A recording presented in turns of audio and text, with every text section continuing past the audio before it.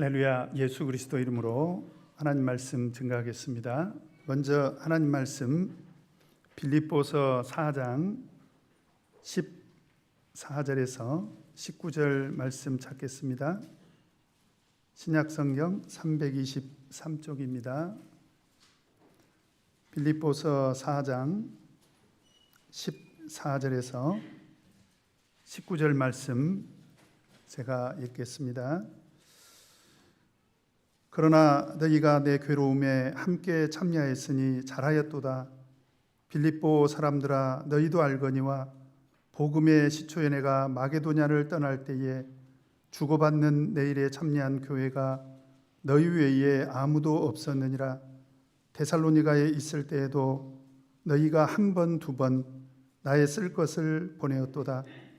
내가 선물을 구함이 아니요 오직 너희에게 유익하도록 과실이 번성하기를 구함이라. 내게는 모든 것이 있고 또 풍부한지라. 에바브로디도 편에 너희의 준 것을 받음으로 내가 풍족하니 이는 받으실 만한 향기로운 제물이요 하나님을 기쁘시게 한 것이라. 나의 하나님이 그리스도 예수 안에서 영광 가운데 그 풍성한 대로 너희 모든 쓸 것을 채우시리라. 아멘. 오늘 이 시간에는 향기로운 제물이라는 말씀의 제목으로 같이 하나님 말씀 삼가하고 은혜 나누도록 하겠습니다. 제가 어렸을 때 우리 선배 목자님께 들은 간증인데요, 어느 시골 교회에서 있었던 일이라고 합니다. 어느 날 어떤 꼬마 아이가, 이제 당연히 교회 다니는 아이지요. 꼬마 아이가 교회 앞을 두리번거리더래요. 그러더니 주변을 살피다가 회당으로 쑥 들어가더라는 거죠.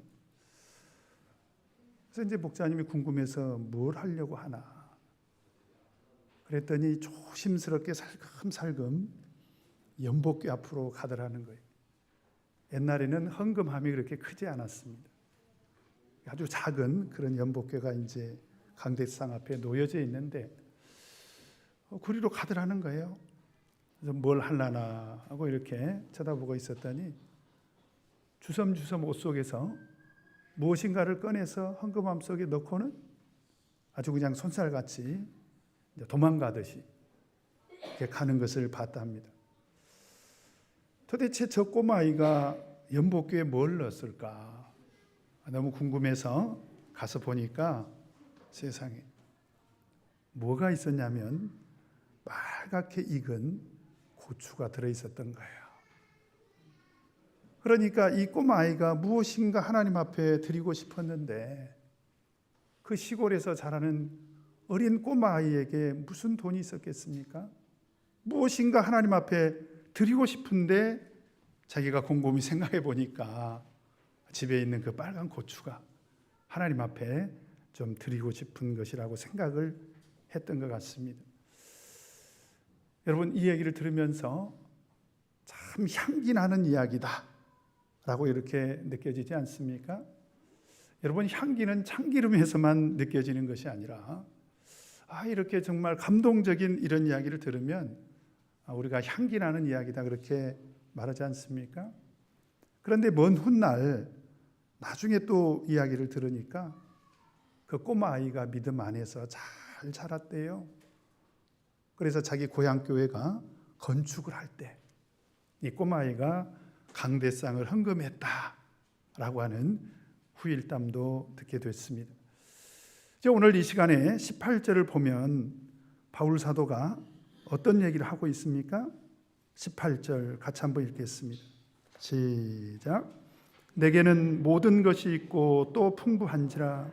에바브로디도 편에 너희의 준 것을 받음으로 내가 풍족하니 이는 받으실 만한 향기로운 제물이요 하나님을 기쁘시게 한 것이라. 지금 바울 사도가 향기로운 제물이라는 표현을 쓰고 있습니다. 향기로운 제물. 여기서 제물이라는 것은 우리 믿는 성도들이 하나님 앞에 바치는 그런 헌신의 결과물을 말하는 거예요. 그것이 물질적인 것이었든 그것이 육신적인 것이었든 어떤 것이든지 하나님께 드리는 헌신을 말하는 것입니다. 그래서 이는 받으실 만한 향기로운 제물이요. 누가 받는다는 것입니까? 하나님께서 받으실 만한, 그것도 보통 제물이 아니라, 여기서 제물이라는 말은 사실은 헌신을 말하는 거예요. 그런데 그 헌신은 너무나도 향기로운, 향내나는 그런 헌신이다 라고 이렇게 표현을 하고 있는 것입니다. 도대체 왜 바울 사도가 이는 하나님께서 받으실 만한 향기로운 제물이다, 이런 표현을 지금 쓰고 있을까요? 우리가 그 배경을 이미 지난 시간에도 제가 말씀을 드렸습니다마는 이런 얘기를 바울 사도가 하게 된 배경이 있습니다. 오늘 18절 한 번 더 본다면 내게는 모든 것이 있고 또 풍부한지라 그럼에도 불구하고 에바브로디도 편에 너희의 준 것을 받음으로. 지금 바울 사도가 어디 있습니까? 감옥에 있습니다. 사실 감옥에 있는 사람은요, 솔직히 말해서 물질적으로 정말 궁핍한 가운데 있습니다. 그런 상태에서 에바브로디도라는 사람을 빌립보 교회가 사자로 보낸 거예요. 돈을 모아가지고. 그래서 감옥에 갇혀있는 바울 사도가 얼마나 궁핍하냐, 얼마나 비천한 가운데 있냐. 그러니 우리가 정성껏 모은 이 물질을 꼭 바울 사도에게 전달해 줘라. 그걸 받은 거예요. 누가 전달해 준 것입니까? 빌립보 교회 성도들이. 누가 받은 것입니까? 이거 누가 받았어요? 바울 사도가 받은 거예요. 내게는 모든 것이 있고 또 풍부한지라 에바브로디도 편에 너희의 준 것을 받음으로. 지금 바울 사도가 자기가 분명히 받았습니다.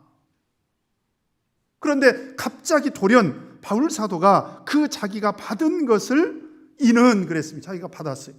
받기는 자기가 받았어. 그리고 하는 말이 이는 하나님께서 받으실 만한 향기로운 제물이 됐다라고 하는 것입니다. 여러분, 그래서 오늘 시간에 우리가 한번 생각해 볼 것은, 우리는 과연 하나님 앞에서 물질적으로 헌신할 때 어떤 믿음을 가지고 하고 있는가, 어떤 정신을 가지고 하고 있는가 라고 하는 것을 한번 생각해 보자는 것입니다. 사실로 본다면 바울 사도가 정말 찢어지게 가난했던 것은 사실입니다. 그래서 어느 누가 봐도 이 사람은 우리가 꼭 한번 도와줘야 되겠다 라고 생각될 만큼 정말 불쌍한 사람이었던 것 사실이에요. 그래서 고린도후서 11장 27절을 보면 또 수고하며 애쓰고 여러 번 자지 못하고 줄이며 목마르고 여러 번 굶고 춥고 헐벗었노라. 그의 복음 사역이 얼마나 힘들었으면 바울 사도도 자기도 모르게 이런 얘기가 그냥 쑥 나오는 거예요. 말도 마라. 내가 복음 사역하는 동안에 얼마나 고생했는지 그러면서 지금 얘기를 하고 있는 거예요. 줄이며 목마르고 여러 번 굶고 춥고 헐벗었노라. 그것은 한 번, 두 번, 하루 이틀 이렇게 궁핍한 생활을 한 것을 말한 것은 아닙니다. 수년에 걸쳐서, 어쩌면 수십 년에 걸쳐서 바울 사도는 그런 고초를 겪었을 수도 있다. 그러니 그런 바울 사도를 보면서 우리 성도들이 돕고 싶지 않겠습니까? 그래서 성도들이 바울 사도를 도운 거예요. 사실은 감옥에 갇혀 있는, 그래서 헐벗고 굶주리고 있는 그런 바울 사도를 도운 건데, 정작 바울 사도는 그들의 물질적인 그런 도움에 대해서 뭐라고 얘기를 하냐면 이는 하나님이 받으실 만한 향기로운 제물이다. 향기로운 제물이다. 제가 생각할 때 이 성경에 보면 어떤 분들의 어떤 믿음, 어떤 분들의 또는 봉사, 또는 어떤 분들의 헌신에 대해서 칭찬하는 표현들이 나옵니다. 그런데 저는 그 중에서 가장 큰 칭찬이라고 생각이 됩니다. 지금 감옥에 있는 바울 사도가 성도들이 보낸 그런 물질적인 그 지원금을 받았습니다. 그리고 이걸 뭐라고 지금 표현을 하고 있냐면 이는 하나님이 받으실 만한 향기로운 제물이 됐다는 거예요. 여러분, 성경을 보면 하나님이 그렇게 받으세요. 우리 성도들의 그 제물을 그렇게 받으십니다. 창세기 8장 21절을 보면 여호와께서 그 향기를 흠양하시고, 이때가 언제냐면 노아 시대에 하나님께서 이 세상을 물로 심판하셨지 않습니까? 근데 유일하게 노아 가족만이 구원을 받은 거예요. 그래서 그 방주에서 나온 뒤에 제일 먼저 노아가 한 것이 뭐냐면 하나님 앞에 제사를 드린 거죠. 하나님 앞에 당연히 제물을 드리지 않았겠습니까? 그런데 그런 노아의 그 제물에 대해서 여호와께서 그 향기를 흠양하셨다는 얘기는 그 향기를 맡으시면서 너무너무 좋아하셨다라고 하는 것입니다. 이와 같이 하나님께서는 우리 성도들이 드린 제물에 대해서 그 향기를 맡으시거든요. 그런데 오늘 바울 사도가 그 표현을 쓰고 있는 거예요. 마치 당신이 하나님인 것처럼. 천만의 말씀이에요. 어떻게 바울 사도가 감히 자기 스스로가 하나님을 대신할 수 있다고 이렇게 생각을 했겠어요? 또는 어떤 분들은 바울 사도가 그냥 그 어려운 중에 여러 번 굶고 춥고 헐벗다 보니까 우리 성도들이 물질적으로 도움을 준 것이 너무 감동적이어서 감동을 받아가지고 칭찬하느라고 이런 말을 썼겠지. 아니요, 그게 아니고 분명히 오늘 바울 사도는 향기로운 제물이다. 그 제물은 제가 말씀드렸죠. 이건 헌신이, 제물이라고 하는 것은 그 의미 자체가 헌신이라는 것입니다. 성도들이 행한 그런 물질적인 도움과 지원은 그 자체가 헌신이다. 이건 하나님 앞에 분명히 드린 것이다 라고 이렇게 오늘 바울 사도는 평가를 하고 있는 것입니다. 이게 바울의 믿음이에요. 그러면 바울이 그렇게 생각할 수밖에 없는 이유가 무엇이었을까? 오늘 본문 말씀을 보면 그 이유가 몇 가지로 이렇게 기록이 되어 있습니다. 우리 먼저 14절, 15절 같이 한번 읽겠습니다. 시작. 그러나 너희가 내 괴로움에 함께 참여하였으니 잘하였도다. 빌립보 사람들아, 너희도 알거니와 복음의 시초에 내가 마게도냐를 떠날 때에 주고받는 내 일에 참여한 교회가 너희 외에 아무도 없었느니라. 여기 14절 15절을 보면 아주 특별한 단어가 두 번 반복해서 쓰였는데, 오늘 14절에 보니까 그러나 너희가 내 괴로움에 함께 참여했다. 참여했다는, 괴로움에 함께 참여했다는 거예요. 그 다음에 15절에 보니까 빌립보 사람들아, 너희도 알거니와 복음의 시초에 내가 마게도냐를 떠날 때에 주고받는 내 일에 참여한 교회가 너희 외에 아무도 없었느니라. 아주 유독 우리 빌립보 교회 성도들이 굉장히 인상 깊게 바울 사도를 도왔던 것은 뭐냐면, 바울 사도가 복음의 시초에 그 복음 사역을 시작할 때부터 지금 바울 사도가 감옥에 갇혀서 괴로움을 당하고 있는 지금 이 시간까지 끊임없이 지속적으로 물질적으로 돕고 있다는 거예요. 그런데 그런 물질적인 도움에 대해서 오늘 바울 사도는 어떻게 평가를 하고 있습니까? 너희들이 내 괴로움에 참여하고 있다라고 하는 거예요. 내 괴로움에 참여하는 것이다. 그 다음에 15절에 보면 빌립보 사람들아, 너희도 알거니와 복음의 시초에 내가 복음 사역을 처음 시작할 때, 내가 마게도냐를 떠날 때에 주고받는 내 일에 참여한 교회가 너희 외에 아무도 없었느니라. 우리 빌립보 교회 성도들의 아주 특별한 헌신을 지금 어떻게 평가하고 있냐면, 여러분들이 나에게 물질적으로 지원해 준 거 정말 고마운데 정말 감사하다는 거예요. 정말 감사하다. 그래서 14절에 보니까 참여했으니 잘하였도다 이렇게 칭찬하고 있지 않습니까? 그런데 사실은 그런 물질적인 지원 그 자체가 바로 하나님을 위한 복음 사역에 동참한 것이 됐다. 사실 지금 여러분, 바울 사도가 당하는 고난은 누구 때문입니까? 자기가 잘못해서 그런 거예요? 천만의 말씀에 바울 사도는 사실은 하나님을 위해서 하나님의 복음 사역을 하다 보니까 이렇게 고난을 당하고 있습니다. 그런데 우리 빌립보 교회 성도들은 감옥에 같이 있는 게 아니잖아요. 같이 굶주리고 있는 게 아닙니다. 같이 고난에 동참한 그런 사람들이 아니에요.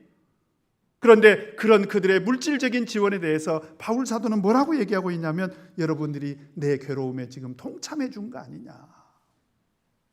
여러분, 그래서 우리가 정말 한번 생각할 것은 우리가 과연 누군가를 돕는다고 생각할 때 그 의미가 뭐냐. 지난번에 우리 총회에서 공문이 왔죠. 코로나로 인해서 지금 사실은 전 세계가 어려움을 겪고 있습니다. 그죠? 네, 어려움을 겪고 있어요. 좀 곁길로 간다면 며칠 전에 교회 장로님과 이렇게 통화를 했는데 그분이 그런 얘기를 해요. 목사님, 제가 이제 총회 책임을 맡고 있다 보니까 그런 얘기를 하시더라고요. 우리 총회적으로 좀 이번 코로나19로 인해서 경제적으로 어려움을 겪고 계신 분이 틀림없이 있을 텐데 자기가 은밀하게 돕고 싶다는 거예요. 네, 돕고 싶다. 제가 그 말만 듣고도 얼마나 마음이 감사하고 기쁘던지. 여러분 그렇지 않습니까? 사실 어려운 형편에 있는 사람들을 돕는다는 것은 그 자체가 감동입니다. 액수의 많고 적음을 떠나서 저는 그렇게 생각을 해요. 그런데 얼마 전 연총에서 연락이 왔지 않습니까? 지금 아프리카에 있는 우리 한국에 있는 분들도 그렇게 누군가 돕고 싶을 정도로 어려움을 겪고 있는데 사실은 우리 아프리카에 있는 우리 성도들은요, 그 비참함은 말로 형용할 수가 없는, 가서 직접 보고 겪지 않으면 말로 어떻게 설명할 수 없는 그런 참담함 속에 빠졌다는 거예요. 하루 세 끼 밥도 못 먹는 분들이 있고, 그저 코로나19에 노출이 되면 병원 치료 한번 받아보지도 못하고 그냥 죽을 수밖에 없는 그런 형편이 있는 것이죠. 그래서 모 성도님은 2천만 원을 헌금을 하기도 했습니다. 아프리카 사랑 관심 기금에 넣어달라고. 그리고 전국에 있는 우리 모든 성도님들이 힘써 도와주셔서 이번에 우리가 연합총회에 그 돈을 보내게 됐습니다. 여러분, 그런데 여기서 우리가 한번 잘 생각해 봐야 돼요. 우리는 누군가를 돕기 위해서 틀림없이 정말 누군가에게 감동이 되고 누군가에게 기쁨이 되는, 그리고 누군가에게는 실질적인 도움이 되는 그런 헌신을 한 거 틀림이 없습니다. 그런데 우리가 이걸 믿음으로 생각을 해본다면 우리가 누구를 도운 것은 사실은 누구에게 한 것입니까? 이게 중요하다는 거예요. 여러분, 마태복음 25장을 보면 양과 염소의 비유가 나오잖아요. 그렇죠? 그런데 양과 염소를 딱 나눠놓고 양들은 여러분들 다 잘 아니까 성경 찾지 않겠습니다. 영원한 천국에 가라 오른편에 두고, 그 다음에 왼편에 있는 우리 염소들은 너희들은 영원한 지옥불으로 들어가라 이렇게 심판하지 않습니까?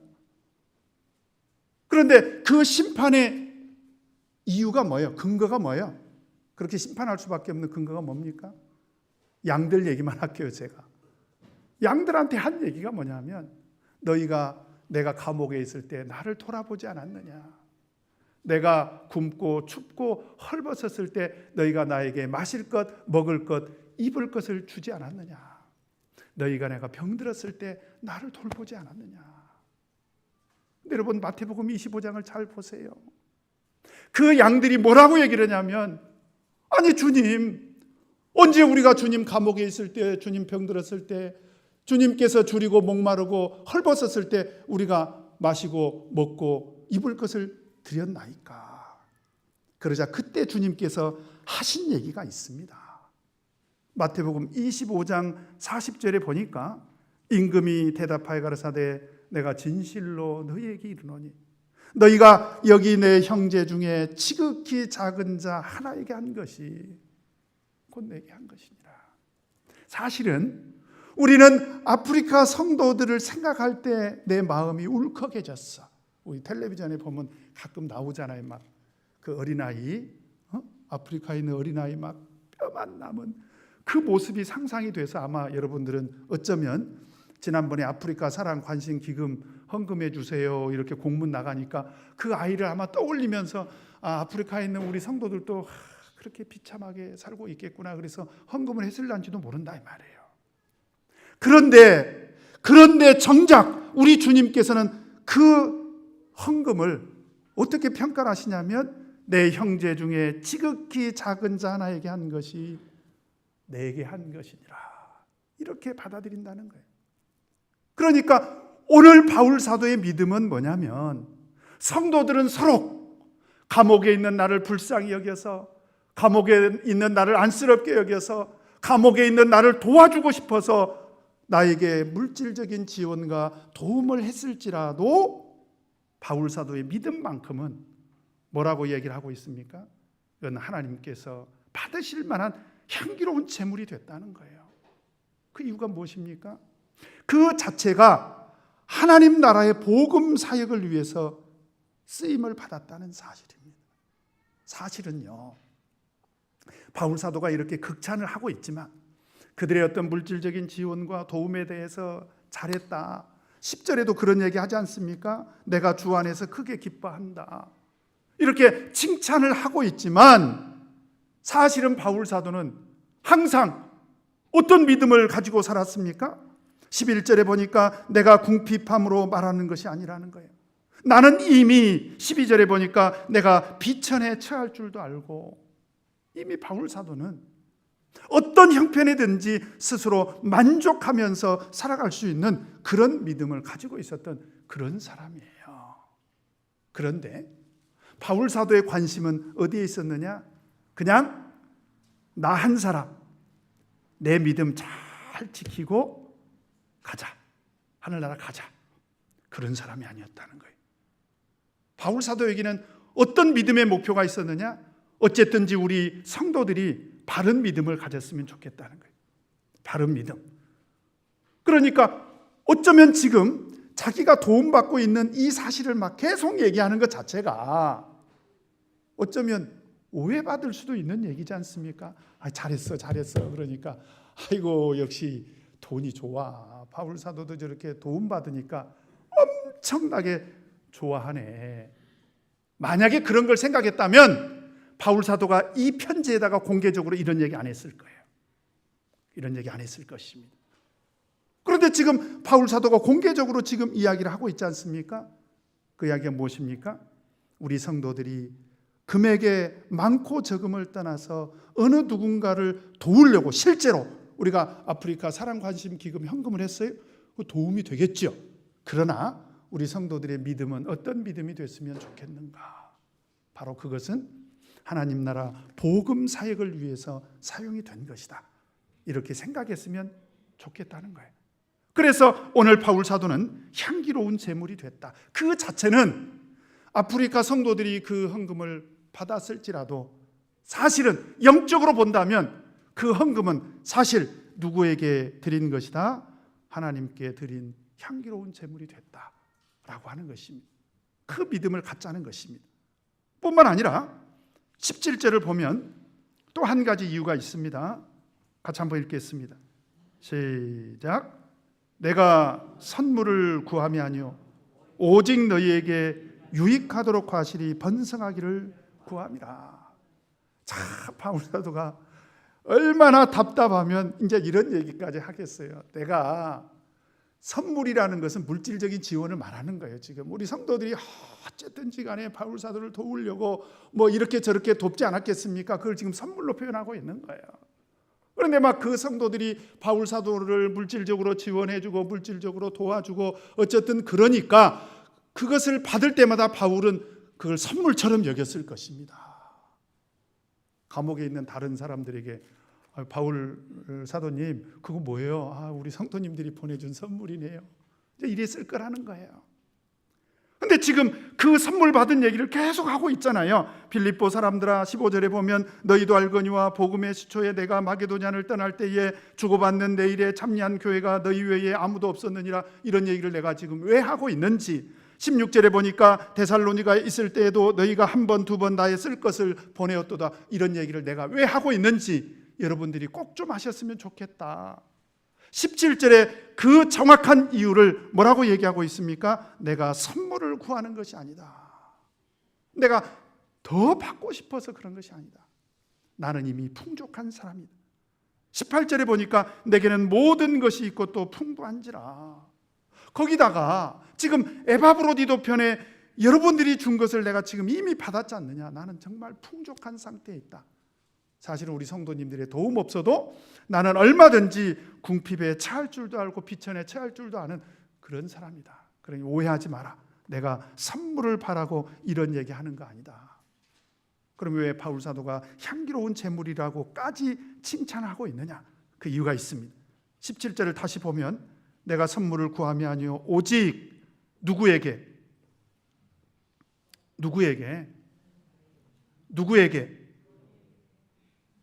정확하게 누구에게? 너희에게 유익하도록 과실이 번성하기를 구함이라. 이게 바울 사도의 믿음이었다는 거예요. 여러분 잘 보세요. 지금 누가 누구에게 줬어요?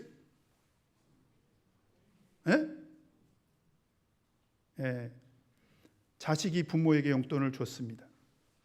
그러면 누구에게 유익이 돼요? 누구 통장에 돈이 늘어나요? 부모 통장에. 그렇죠? 그런 생각 안 드십니까? 지금 성도들이 바울 사도를 도왔잖아요.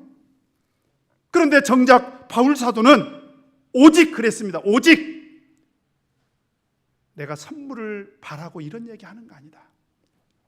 오직 너희에게 유익하도록 과실이 번성하기를 구함이라. 성도들에게 유익이 된다는 거예요.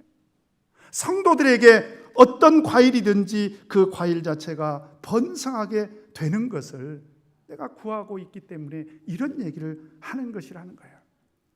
여러분 그때 당시에 유익이라는 단어나 과실이라는 단어나 번성이라는 단어가 사실은 과수원에서 사용했던 그런 단어가 아니라 상업적인 용어였답니다. 상업적인 용어.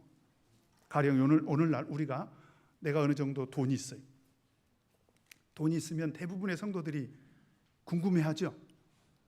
이걸 어떻게 투자해야 더 많은 이익을 남길 것인가. 자, 은행에 넣어요? 저도 그 정도는 알아요. 은행에 넣어봐야 이자 요즘 1년 넣어놔봐야 1% 내외잖아요. 그죠? 그래요? 안 그래요? 그 정도는 저도 알아요. 그러면 그거 어디다 투자하죠?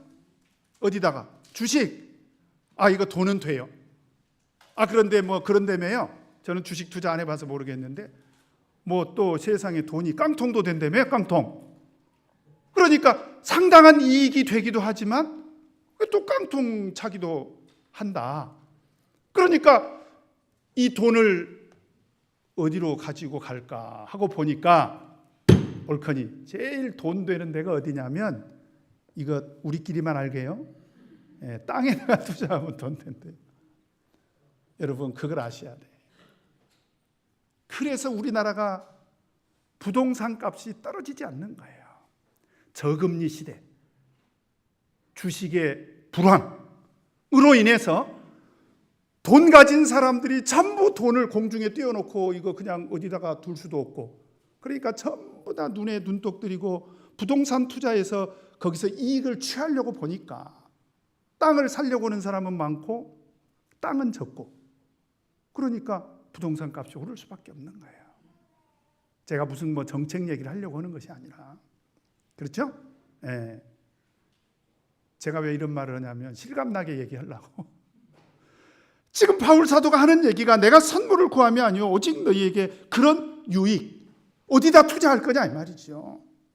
여러분들이 기왕에 봉사하려고 한다면, 여러분들이 기왕에 물질적으로 누군가를 돕고 물질적으로 어떤 일에 쓰임받을 수 있도록 투자한다면 어디다 할 거냐? 바로 하나님 앞에 드리는 향기로운 제물이 되는 게 가장 영적으로 남는 장사라는 거예요. 여기서 말하는 유익이나 과실이나 번성은 바로 영적인 가치를 말하는 것입니다. 영적으로 투자해야 영적으로 가장 많은 이익이 발생한다. 여러분, 물질적으로 헌신할 수 있는 사람이래야 믿음이 성장하는 것입니다. 물질적으로 하나님 앞에 아낌없이 드릴 수 있는 그런 사람들은요, 항상 구원에 대한 확신이 있어요. 여러분, 그걸 아셔야 됩니다. 바울 사도의 믿음은 뭐냐면 우리가 누군가를 도울 수 있는 그 자체가 기쁨이라는 거예요. 바울 사도가 지금 기뻐하고 있지 않습니까? 근데 그것은 자기가 도움을 받아서 기쁜 것이 아니라 우리 성도들이 그런 믿음이 성장하고 있는 그런 모습을 보니까 바울 사도가 기쁜 거예요.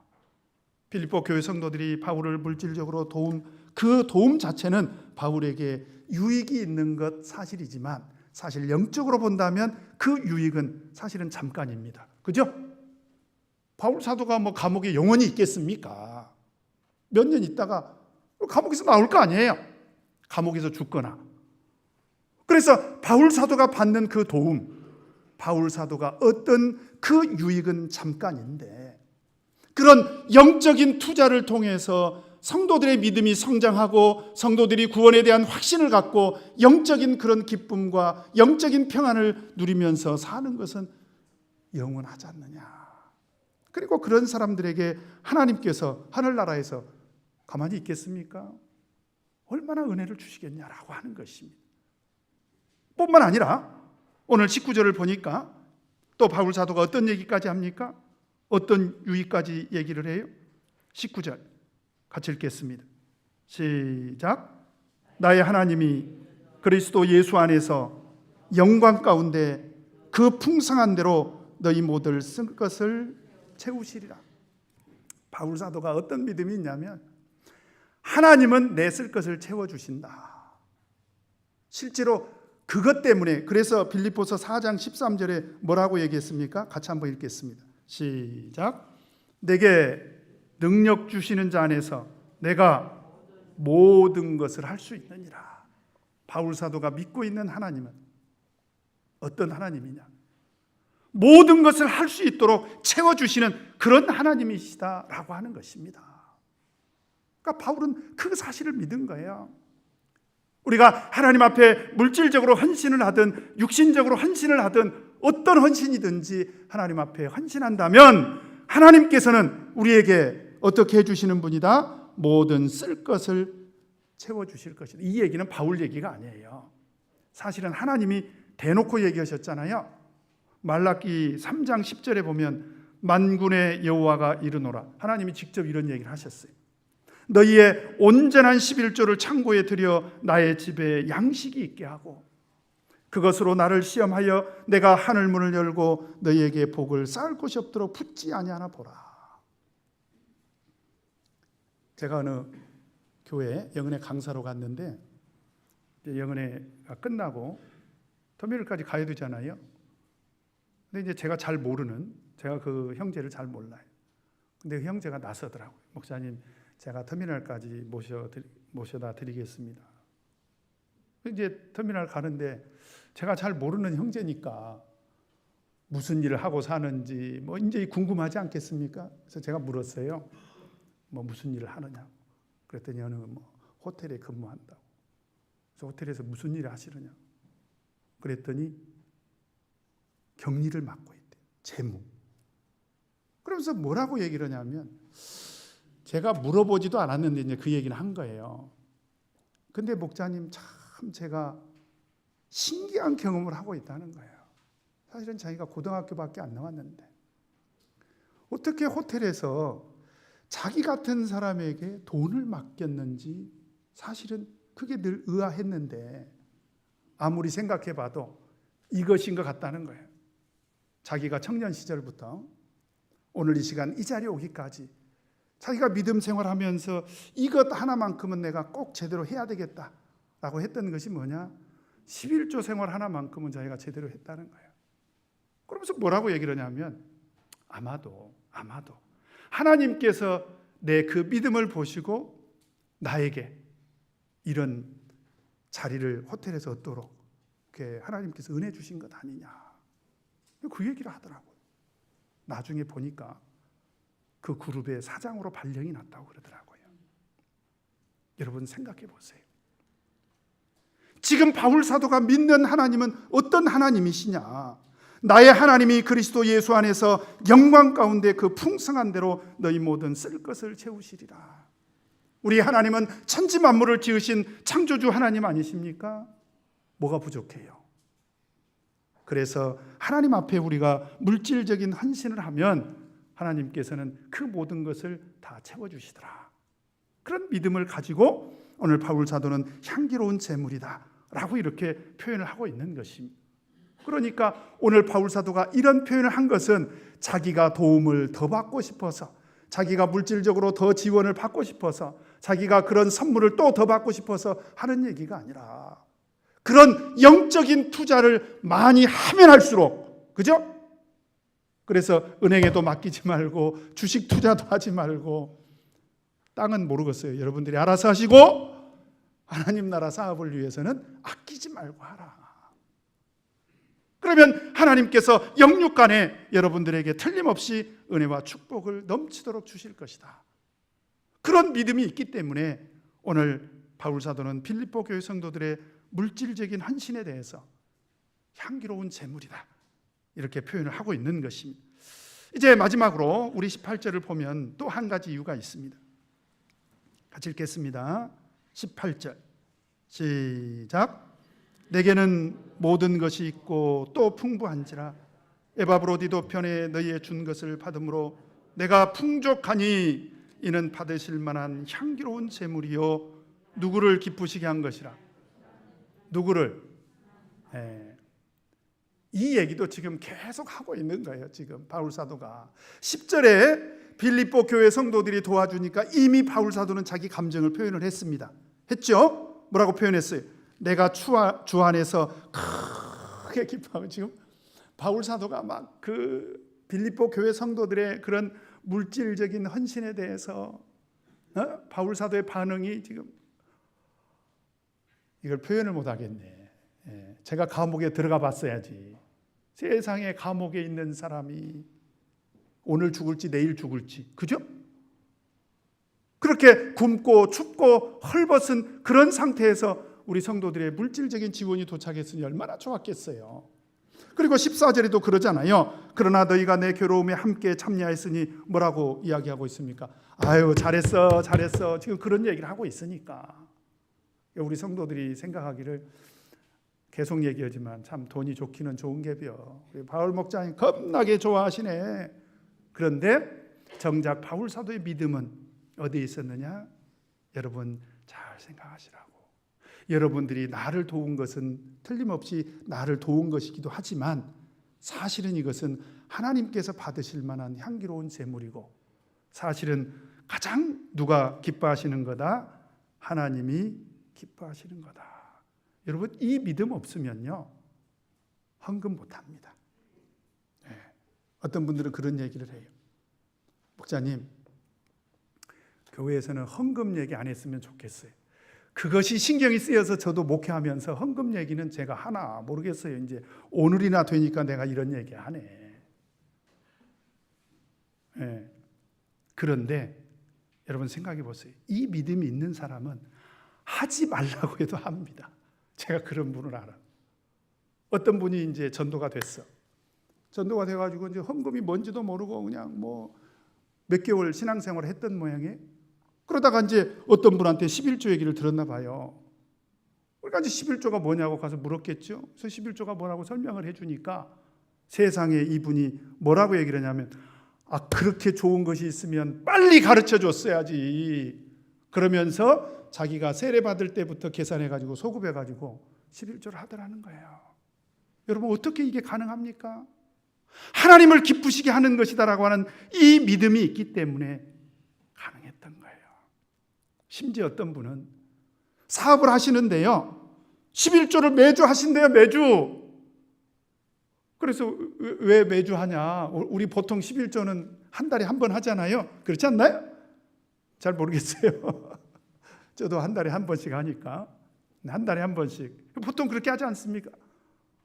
그런데 이분은 매주 11조를 한대요. 그래서 왜 그러냐 그랬더니 자주 하고 싶어서 그런데 얼마나 이것이 좋은 것이고 이것이 얼마나 하나님을 기쁘시게 하는 것이면 그렇게 생각했겠냐 이 말이에요. 그런데 정말 이분은 11조를 할 때는 항상 은행에 가서 새 돈을 받고 산대요. 참 그 얘기를 들을 때 세상에 이런 분도 있구나. 근데 은행에 가면 항상 새 돈 줘요? 안 주잖아. 그럴 때는 어떻게 하세요? 그랬더니 다리미로 다려서라도 한다는 거예요. 여러분, 이분에게는 11조가 돈이 아닙니다. 이분에게는 11조가 하나님 앞에 드리는 향기로운 제물이 된 것입니다. 왜 그렇습니까? 이렇게까지라도 해서 자신의 사랑하는 마음을 하나님 앞에 표현하고 싶은 거예요. 하나님, 제가 하나님 사랑하는 거 하나님 잘 아시죠? 하나님, 제가 하나님 사랑합니다. 그럴 때 하늘에 계신 하나님께서 그 성도를 바라보시면서 얼마나 기뻐하셨겠느냐. 여러분, 오해하지 마시기 바랍니다. 하나님이 돈이 좀 많이 필요하신가 봐. 사도행전 17장 25절에 보면 또 무엇이 부족한 것처럼 사람의 손으로 섬김을 받으시는 것이 아니니 이는 만민에게 생명과 호흡과 만물을 친히 주시는 자이시니라. 하나님께서 무엇이 부족해서가 아니라 하나님께서는 우리 성도들을 통해서 기쁨을 얻고자 하시는 그 마음 때문이다 라고 하는 것입니다. 사랑하는 성도 여러분, 오늘 이 시간에 우리 마음이 어디 있습니까? 마태복음 6장 21절에 예수님이 그런 말씀을 하셨습니다. 내 보물이 있는 그곳에는 내 마음도 있느니라. 직장이 보물로 여겨지는 사람은 안식일도 못 지킬 거예요 아마. 집이 보물이라고 생각하는 사람은 그 아파트 사는 날까지는 11조 생활 못할 거예요. 그렇지 않겠습니까? 아프리카 사랑 관심 기금? 지금 내 코가 석자인데. 그렇죠? 그러나 하나님께 향기로운 제물로 여겨지는 사람들은 그 보물이 뭘까요? 하나님 앞에 드리는 향기로운 제물이 될 것입니다.